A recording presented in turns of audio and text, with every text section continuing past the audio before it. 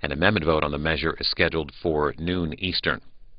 And now to live coverage of the U.S. Senate here on C-SPAN 2.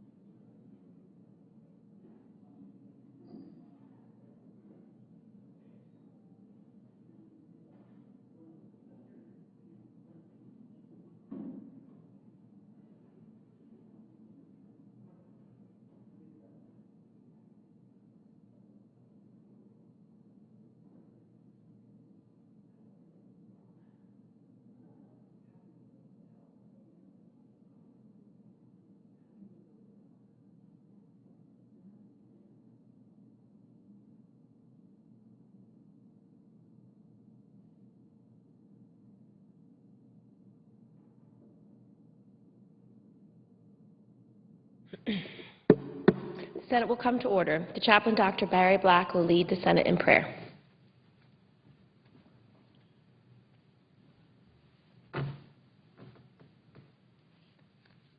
Let us pray. Almighty God, author of liberty, to you we lift our hearts in prayer. Long may our land be bright with freedom's holy light. Protect us by your might, great God, our King. Give to our lawmakers the wisdom to know the role they should play in keeping freedom's holy light bright. As they seek to be responsible stewards of their calling, keep them from the paths that lead to ruin. May the words of their mouths and the meditations of their hearts be acceptable to you. We pray in your sacred name. Amen.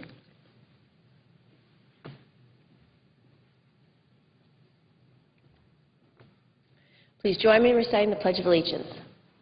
I pledge allegiance to the flag of the United States of America and to the republic for which it stands, one nation, under God, indivisible, with liberty and justice.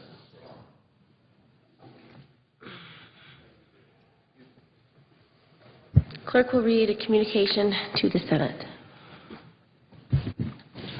Washington, D.C., July 20th, 2011. To the Senate, under the provisions of Rule 1, Paragraph 3 of the Standing Rules of the Senate, I hereby appoint the Honorable Kirsten E. Gillibrand, a senator from the state of New York, to perform the duties of the chair. Signed, Daniel K. Inouye, President pro tempore. Majority Leader. Following any leader remarks, the Senate will be in pretty morning business for 1 hour. Majority will control the first half, the Republicans the final half. Following that morning business, the Senate will resume consideration of the military construction appropriations bill. There will be a roll call vote at noon on that matter in relation to the Vitter amendment. There are 4 other amendments pending. We hope to complete action on this bill today. We'll notify all senators when the votes will occur. Madam President, there's a fundamental principle we have to focus on here in the Senate, and I think we have focused on it, and that is we cannot default on our debt. We have 11 or 12 days until that crucial time comes. We have a number of plans that are being talked about here. We have a path forward here in the Senate, we believe. There's the Gang of Six, which reported some encouraging news yesterday. We have President Obama's grand plan that has been talked about a lot. So now we return to the roots of what this country is all about, and that's our constitutional form of government. The Founding Fathers uniquely, when they finally figured out a way to do the Constitution, the breakthrough was in June of 1787, the so-called Grand Compromise, when a member of the Constitutional Convention from Connecticut came up with the idea of a bicameral legislature. No one had ever thought about that before. To think that you would have a system of government with three branches of government, executive, legislative, executive, judicial, and legislative branch of government. But no one had ever considered having anything other than the parliamentary form of government. But our founding fathers came up with a new idea, and that new idea was to have, within the legislative branch of government, two houses, one based strictly on population and one based on the same number of senators from each state. That took care of the big problem they had with New York, big, massive New York with a lot of area and lots of people.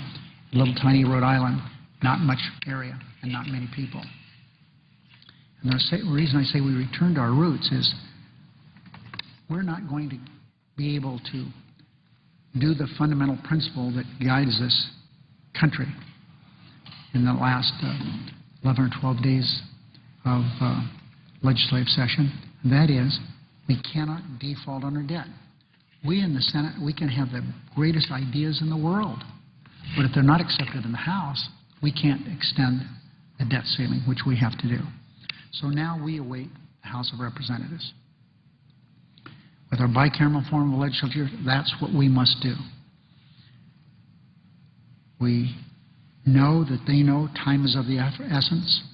We know that all of the partisanship that has been shown in the House of Representatives, including they're spending so much time on this plan they call cap, cut, and balance, which others have called cut, cap, and destroy Medicare and all the other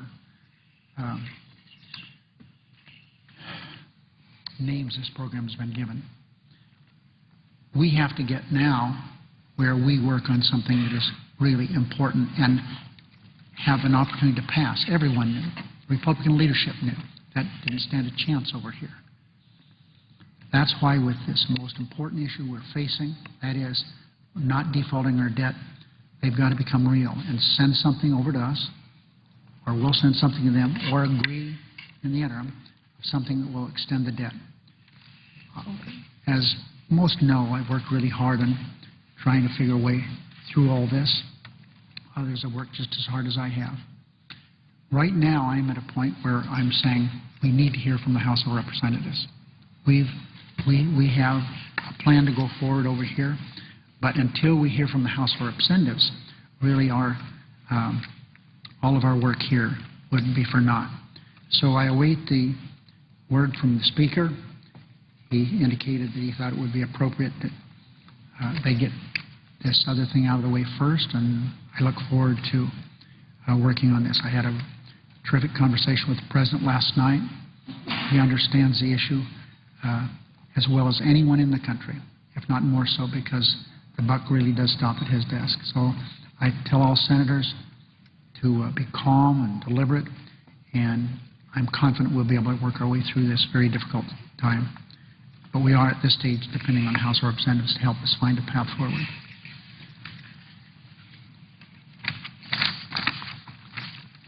Pass unanimous consent that when the Senate receives H.R. 2560, it be ordered to be read twice and placed on the calendar. Without objection. Would the Chair announce morning business, please? Under the previous order, the leadership time is reserved. Under the previous order, the Senate will be in a period of morning business for 1 hour, with senators permitted to speak therein for up to 10 minutes each, with the time equally divided and controlled between the two leaders or their designees, with the majority controlling the first half and the Republicans controlling the final half. Clerk will call the roll. Mr. Akaka.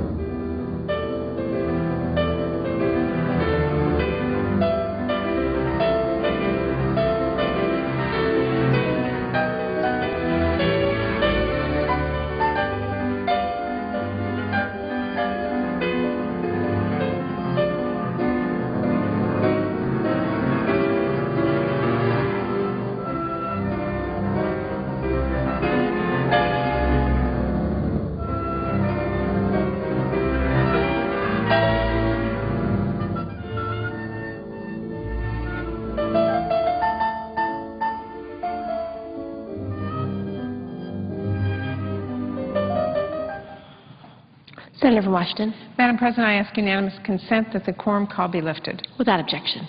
Madam President, our nation is less than 2 weeks away from potentially facing what Federal Reserve Chairman Ben Bernanke has called a calamitous outcome. Unless we act, the United States of America, for the first time in history, may face the prospect of defaulting on our loans and not making good on the promises we've made to millions of Americans. Madam President, this outcome is unthinkable, and we should be doing everything we can to avoid it, which is why I am so disappointed that instead of working with us to tackle this issue seriously, the Republican-led House of Representatives has chosen to put politics ahead of everything else and has sent us a bill they call the Cut, Cap, and Balance. Well, first of all, Madam President, this is a colossal waste of time at a critical time for our country. The Republican House sent us a bill that may appeal to their extreme base, but right now the American people are looking for results, not more rhetoric.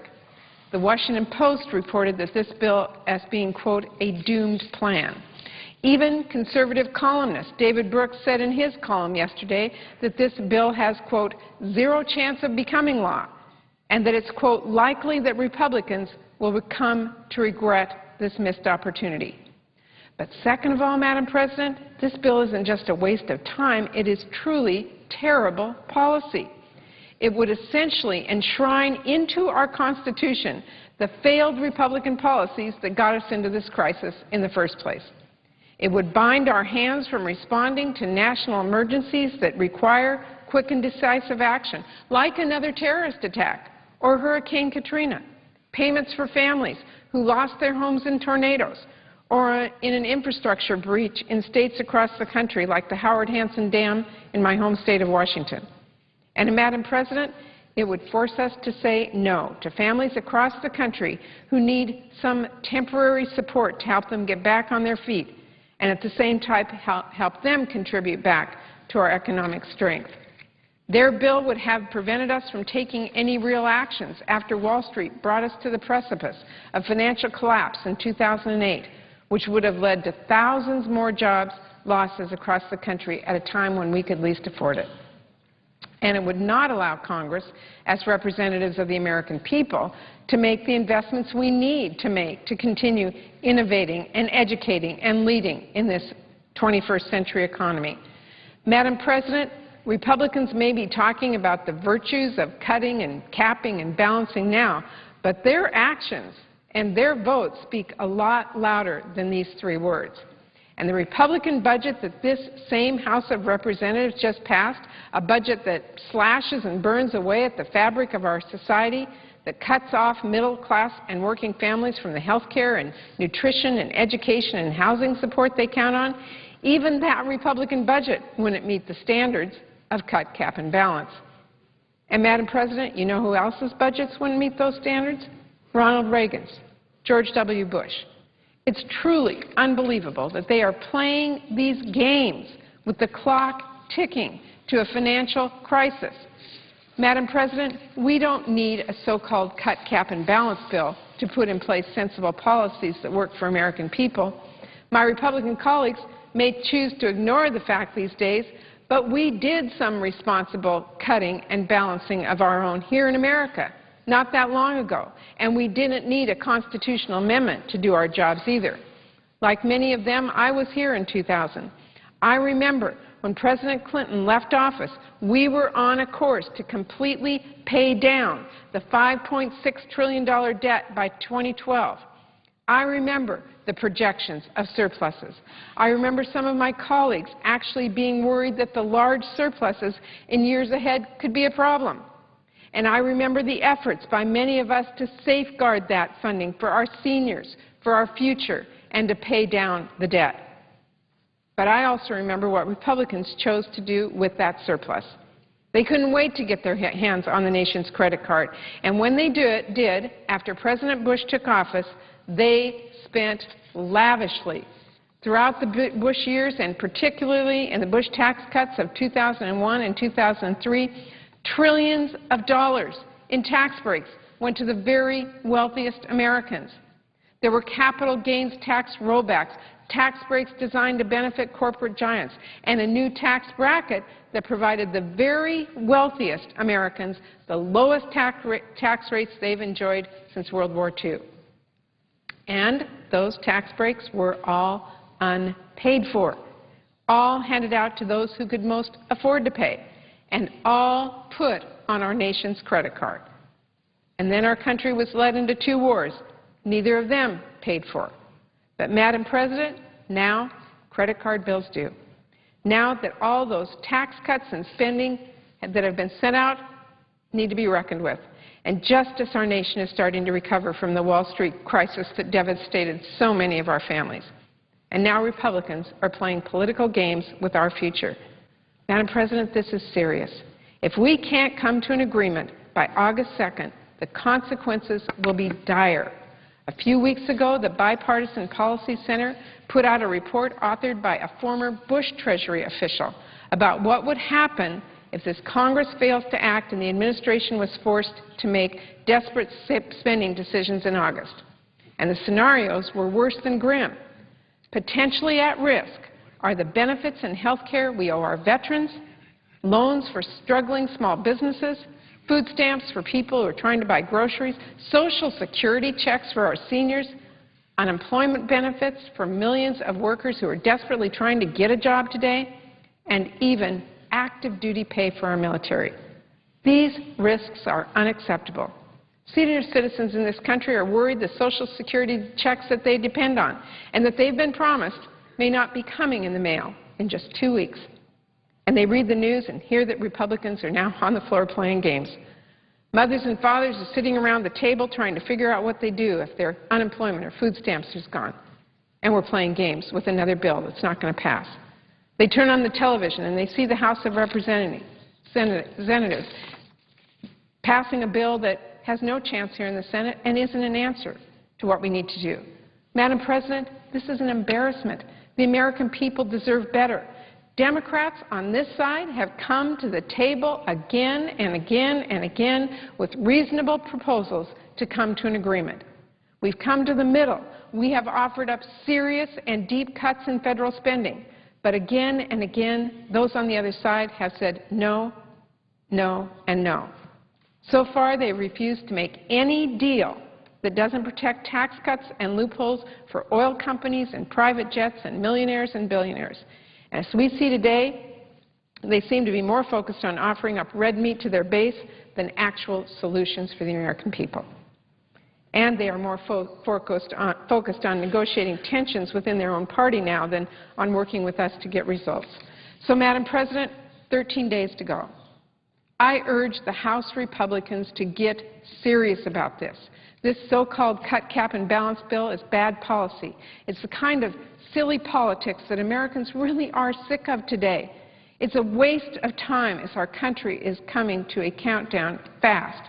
Madam President, if all it took were slogans and gimmicks to solve this crisis, the House Republicans would have this covered.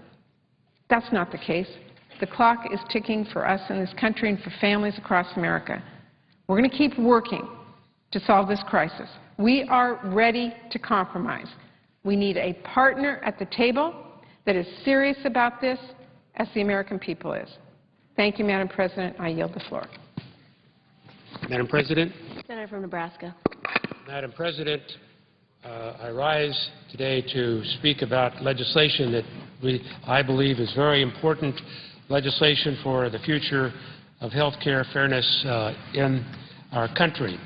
Yesterday, I introduced the Savings Through Eligibility Fairness Act, which addresses Medicaid fairness and debt reduction. My friend and colleague from Wyoming, the ranking member of the HELP Committee, Senator Enzi, has a shared interest in this issue, and I commend and appreciate his offering of similar legislation and offer to continue to work with him to deal and find solutions to this issue.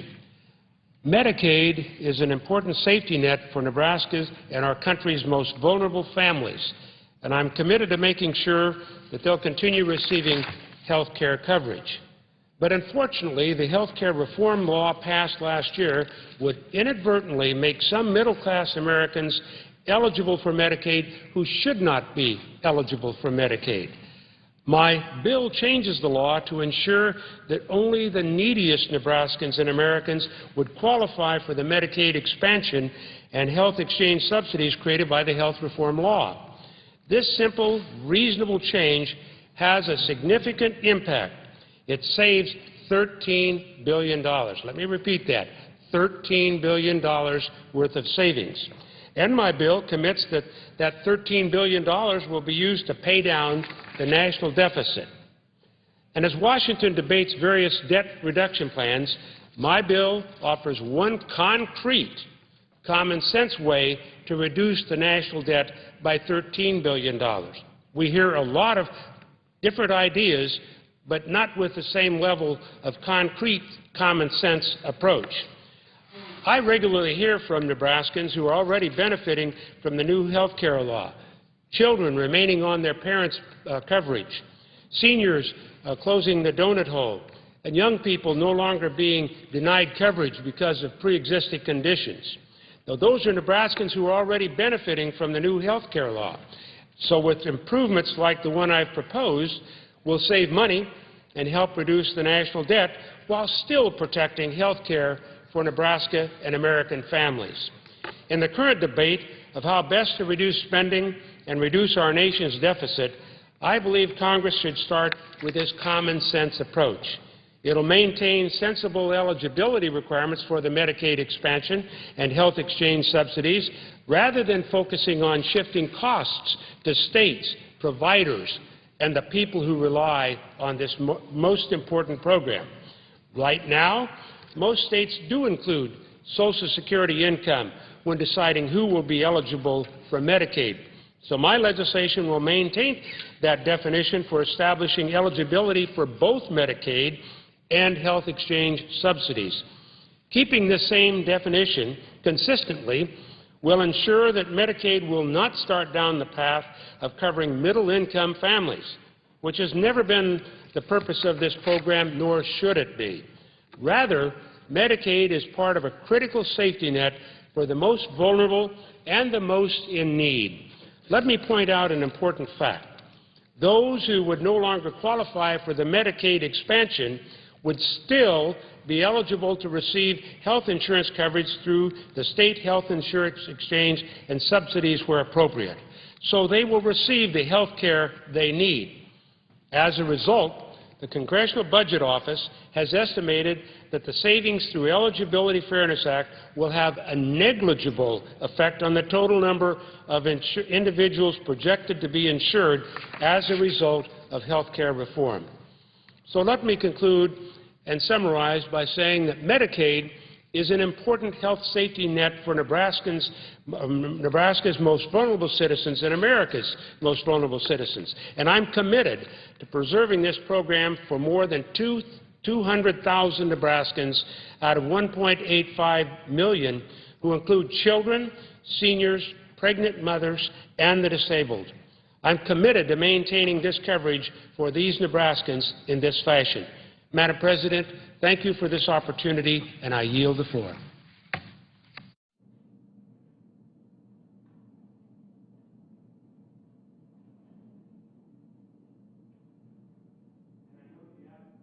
Absence of a quorum. Clerk will call the roll. Mr. Akaka.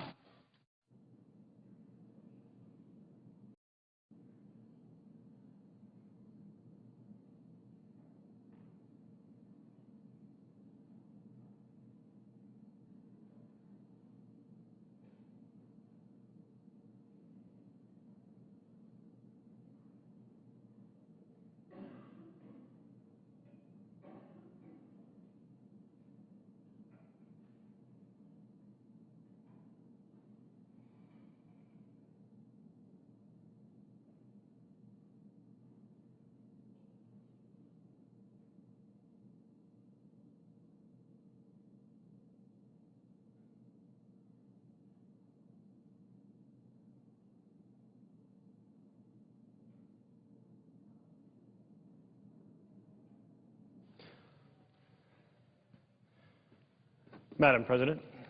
Senator from Oregon. Madam President, I ask for floor privileges for Alexa Damas-Wolf for the balance of the Still in day. a quorum call. Thank you, Madam President. I ask the quorum call be vitiated. Without objection. Thank you, Madam President. I ask for unanimous consent that Alexa Damas-Wolf be granted floor privileges for the balance of the day. Without objection. Thank you. And finally, Madam President, I ask to speak as if in morning business for up to 10 minutes. Without objection. Thank you. Madam President, this weekend I was out in eastern Oregon holding town halls. And at each gathering, citizens asked me, how important is August 2nd? And are the members of the Senate going to be able to come together and make sure that our nation doesn't default? And so I rise today to address that question, how important is August 2nd? And how important is it that we work together to avoid a default? Indeed, it would be historic, for the first time in the history of the U.S., that we refuse to pay our bills. Now, some of my colleagues have called into question the significance of such an event. One of my colleagues said, and I quote, "I'm a little bit cynical about the scaremongering and putting America's back up against August 2nd deadline to get an increase in the American credit card." Indeed, I've heard some of my colleagues talk about the situation in which they view paying the interest on Treasury bills as equivalent to a family holding a mortgage. And the fact that the United States has other bills to pay, such as checks to write to our veterans and to our senior citizens, as more equivalent to utility bills. And that somehow, as long as you keep paying on your mortgage, you can quit making your payments on your utilities. That is, on other payments for debts that we've already and obligations we've already incurred. And I want to clarify that this is a deeply flawed analogy, because we don't have our national debt locked in for 30 years in a situation where we don't have to worry about changes in the interest on it as long as we keep making our payments. Indeed, every week there is an auction of Treasury bonds. And thus, even if we make our payments on our interest, if we aren't making our payments on other obligations of the United States, that translates into a sense that we're in trouble and we will have to pay higher interest on the Treasury side. So it's like as if you had to refinance your family mortgage and you knew that if you didn't pay your utility bills, you weren't going to be able to get that bill refinanced, or at least you're going to have to pay a higher interest. And so the consequences are substantial, because this would be an increase in interest that is like a tax on all Americans, on all small businesses, on the entire economy, and a tax that buys us nothing of value. The representative from the House has said, referring to the possibility of losing our AAA rating, quote, "I'm not as worried as Moody's or anyone else that this economy gets worse. And I don't take the premise that we're going to default." And quite frankly, the belief that we can take and ignore payments on our debts and not have it have serious consequences is way off the mark. If we do not hit August 2nd with action, if we do not get our act in order by then on August 3rd, we will fail to make payments, and there will be a severe impact on our national economy. No matter how we shuffle around the money, we will not have enough money to pay some of our obligations, whether it be our interest payments, our Social Security checks, our checks to our veterans, our military checks, you name it, and our credit rating will be downgraded. Already, the ratings agencies have stated as much. And Senator Schumer and others have shown very effectively that there is no way for the revenues we have coming in to cover the full set of obligations we have incurred. So this cavalier attitude about the consequences of default ignores the fact that default will have an immediate impact in interest rates and could send our economy into quite a tailspin. And that's the last thing that families need. Higher costs in the short term and perhaps severe loss of jobs and a much deeper recession. That would put us in a hole deeper than the one we have now. And it would not facilitate our path to a solution. It would hinder our path to fiscal responsibility. I thought I would note that the impact on families is fairly direct. Most major items a family buys are bought with loans that are based on Treasury rates. A 0.75% rate increase on the interest rate for Treasury bonds, which J.P. Morgan has estimated would be the minimum it would rise in a default, translates into serious costs for a family. And let me be clear, this is the best case scenario. The consequences could be much more severe. So let us start first with the consequences on a mortgage. The average family takes out a loan of $172,000 to buy their home with a monthly mortgage payment of around $1,000. The expected increase in Treasury bond rates would translate into higher rates for mortgages, and it would cost the average family about $1,000 more per year. Now, this would be on new loans, but families who have adjustable rate mortgages based on the Treasury rates would also be impacted. Let's take a second look then at credit cards. Families use credit to pay for everything, from food to gas to prescription drugs, and especially true during hard times such as we are in now. The median balance for an American with credit card debt was $3,300 in 2009. And that means the average family with credit card debt will pay, well, about $250 more per year. And then let's turn to some of the other family expenses. Analysts estimate that a technical default on bonds will also diminish the trading value of the dollar, maybe causing it to fall 5% or so against competing currencies. This has a direct impact, and we'd feel it most directly in the cost of oil. Now, I have been arguing that we need a plan to end our dependence on overseas oil. We send $1 billion a day out of our country, and that creates jobs overseas rather than creating jobs here at home. But ending our dependence on overseas oil can't happen overnight, so all of the costs of that additional oil at a different exchange rate would be felt in the family budget. Indeed, if there was a decline of 5%, the impact would be felt on food. It takes a lot of energy to power agriculture. Estimate is about $318 more per year for the family. That's a J.P. Morgan estimate. Similarly, on utilities. We've all heard horror stories throughout the recession of families having to decide which utilities to pay first. Mothers and fathers sitting around the kitchen table thinking, can we get by without electricity? Or should we postpone the water payment? Or perhaps the natural gas payment? Well, default would make the situation worse for families, adding, at that 5% estimate from J.P. Morgan, about $182 more per year. And remember, this is the best case analysis. Gasoline at the pump, similarly affected. Taking a look at the average consumption per year, well, families would pay about $100 more per year on gas. And again, best case. And then if we total these up, we can see that the overall cost for a middle-class family would be on the order of about $1,850, or rounded off, $2,000 a family. Now, I don't know about the block that you live on, but the block I live on, $2,000 is a real blow for working families. And that's just the beginning of this story.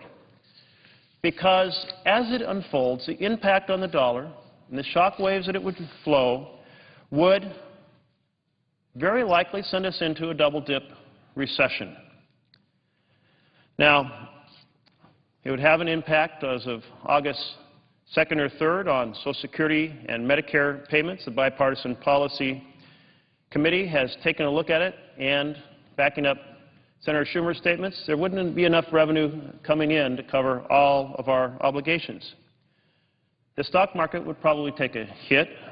401ks could be severely impacted. Other savings severely impacted.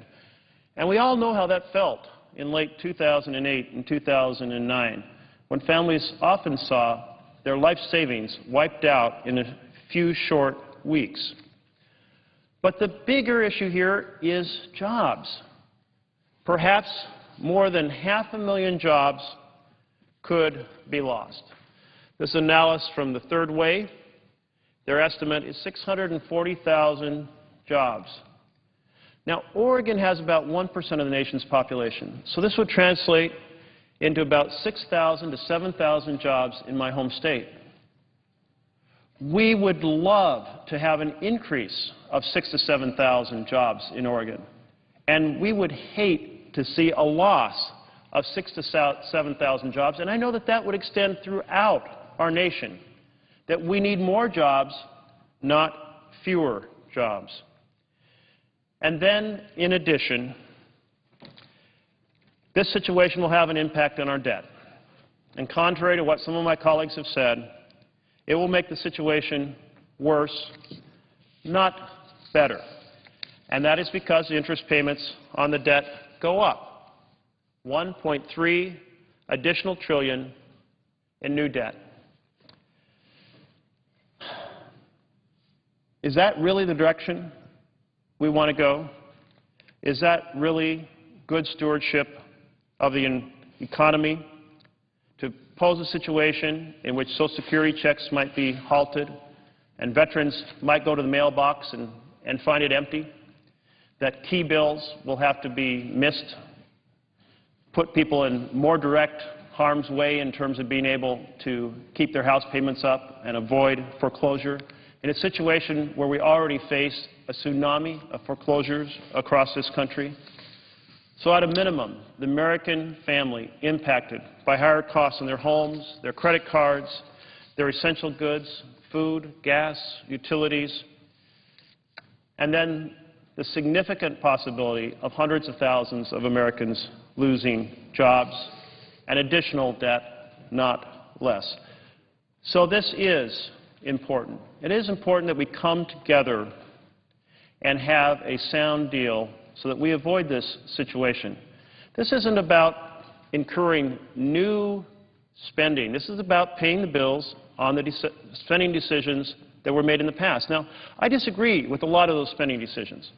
I disagree that Medicare Part D should have been enacted without a way to pay for it. I disagree that there were giveaways for the best off in America, for the wealthy and well-connected when we couldn't afford it, which reversed a surplus into a deficit for this country.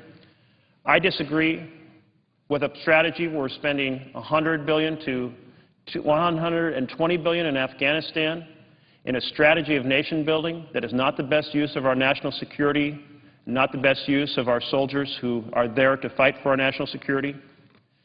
But those are decisions that were made in the past, and we must pay the bill on those decisions, even when I disagreed with them.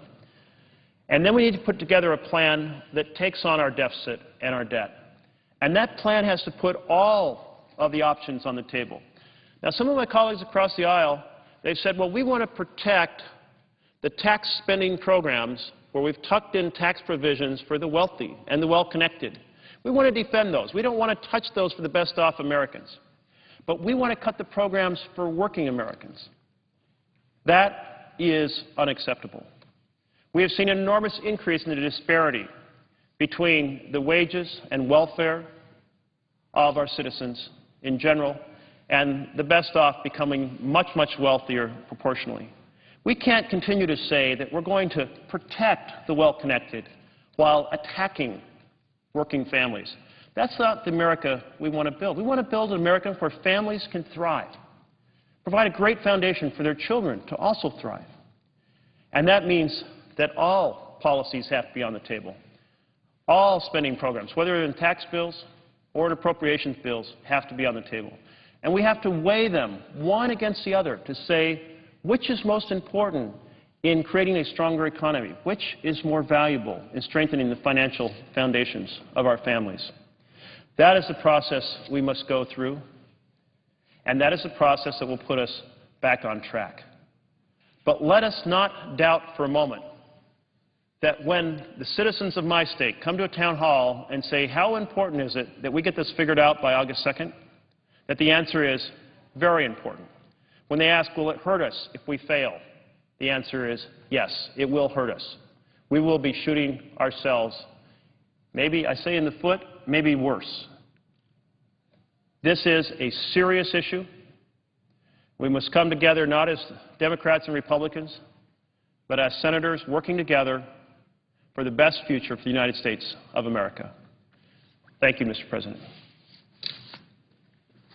And, Mr. President, I note the absence of a quorum. Clerk will call the roll. Mr. Falcone.